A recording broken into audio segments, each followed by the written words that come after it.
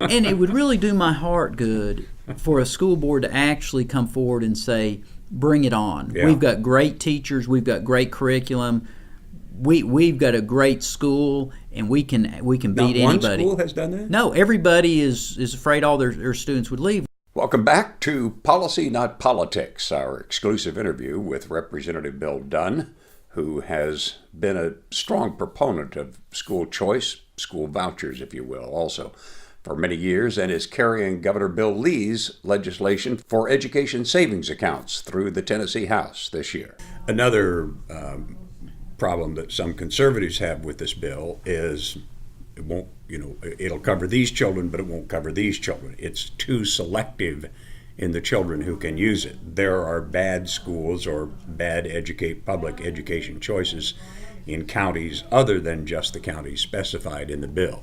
Is it necessary to restrict it to those specific counties and schools that it's currently restricted to? Well, you need to start somewhere. And many years ago, when we started charter schools in Tennessee, it started out as a very limited project. And I think because we started out in a limited fashion and then built over the years, we have a very strong charter school program here. Some states who went into this, they went whole hog and they ran into a whole lot of problems. So while I think every child should have the choice to decide which school they should attend, what is best for them, what fits their future plans, I understand the reality of it, that you need to start somewhere. And so the children who need the most help. And I think some of my colleagues who might live in areas that say, well, this is, none of my kids are going to be able to take advantage of this. We need to look at this as, if we improve the educational outcomes for these children who right now are on the path to prison and other costly measures to society, we should have an interest in them, even if our own children in our districts don't benefit specifically from an ESA. Our county will be punished by higher taxes, higher costs, if we refuse to help the children who are on a path to a dismal future.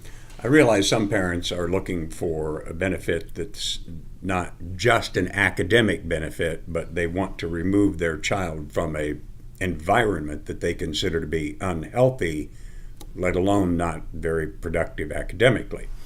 But the research on how vouchers have affected children's academic performance is not a strong endorsement of school vouchers, which have been around for a long time. There are some states and districts that have reported some progress, others none at all. And there's a Louisiana study that suggests maybe there's even the academic benefit is negative, at least for the first several years. Are you disappointed that we don't see a much more positive picture of the academic benefit of school vouchers? Well, we focus on academics, and well, we should. And I had not heard the Louisiana study, but up until now, I saw no studies that showed negative impact.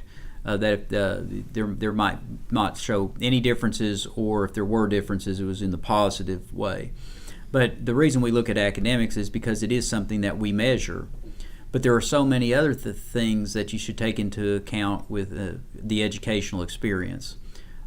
Maybe I could, as an example, let's look at restaurants. Let's get out of the educational field. You can go into a restaurant and they'll have a score up on the wall, how healthy it is and that sort of thing. But it doesn't tell you everything about the restaurant. They can have a 100 health score, but nobody comes to the restaurant because there are things that you can't measure. How good is the food? What's the atmosphere like? How's the service? And so I think with education, yes, we need to measure academics. That needs to be at the forefront. But there's so many other things that go on in the educational experience that you can't measure. And that's where the beauty of this comes in, where the parent looks at it and says, here are the experiences I'd want my child to get. For example, in some of these inner city schools, the whole environment might be, we're not seeing any adult men around. We're not seeing dads, whatever, it's that. And so the child gets out and they get into a different environment, and suddenly they start seeing men involved and dads and all, and it gives them a different perspective of life and what it can be. So there's different things that can happen outside of academics. Just the whole safety. Yeah. If you say, well, my child didn't get any smarter in math, they didn't go backwards, but they didn't get stabbed or shot or bullied, then I think that means a whole lot to a parent and to the child. And I think, frankly, that has about as much to do with why they are in such high demand as they are. A couple more things. If the demand for education savings accounts grows, as I expect it probably would, is there a limit to how much it can grow? And if it does grow to the point where maybe we're spending $100 million on education savings accounts, are we still going to be sending that another $100 million to all of the schools to replace that funding, or is there a possibility sometime down the road that we can start to create a little bit of separation between those two? Right. And that's a fair question, and I think we need to start it at square one. We need to start the program, see how it goes, and then the decisions in the future will be made on those kind of issues. I get these resolutions from school boards, and they're against vouchers, they're against school choices. You can imagine, because they don't want to lose their customers. To consider it insulting. I bet you insulting for one. I bet McDonald's would send me a resolution saying they're against Burger King. But what kind of concerns me as you read these resolutions and as they paint this picture like all their students would flee and leave, it makes me say, well, what do you know Why? What do you know that I don't know? You? And it would really do my heart good for a school board to actually come forward and say, bring it on. Yeah. We've got great teachers, we've got great curriculum, we've got a great school, and we can beat anybody. Not one school has done that? No, everybody is afraid all their students would leave, which would tell you, it would make you be concerned. So I'm hoping. Something else I have not heard in the 20-something years that I have pushed this. It's always been, don't take our money, don't take our money. Not once have they said, don't take our kids. Yeah. You think they said, we love our kids, well, even they're part of the neighborhood.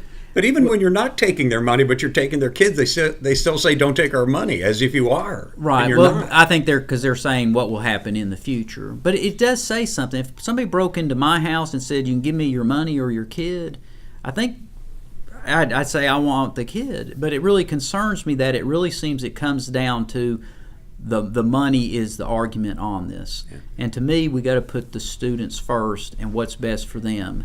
And I think that this school choice, starting with the ESAs, is going to be the thing that's a little bit of a disruptor.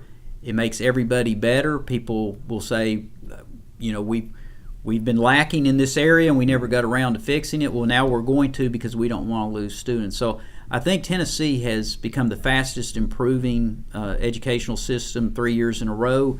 But there comes a time where those early reforms, they kind of plateau off. So if you're going to go up and bump up to the next level and break up into the top states in rankings, you're going to have to do something different. I've been a bit skeptical about that, and I'll tell you why. Because for all of these years that we've been reporting that Tennessee's education is getting better than any other state, faster than any other state, we haven't seen any improvement in the number of students who graduate from high school and are actually prepared for college without needing any remedial college courses. We haven't seen any improvement in that area, and you would think that would just naturally follow. Yes. Well, the ACT, which is really what you look at the end, it has ticked up slightly.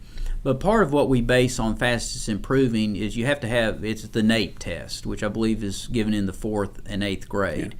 And so some of these reforms we've made, it's going to take a generation of kids to go through. The reform kicked in. Well, if you were already in the 8th grade and you missed all kinds of primary education of it being done right and people held accountable and stuff, it's hard to improve that late.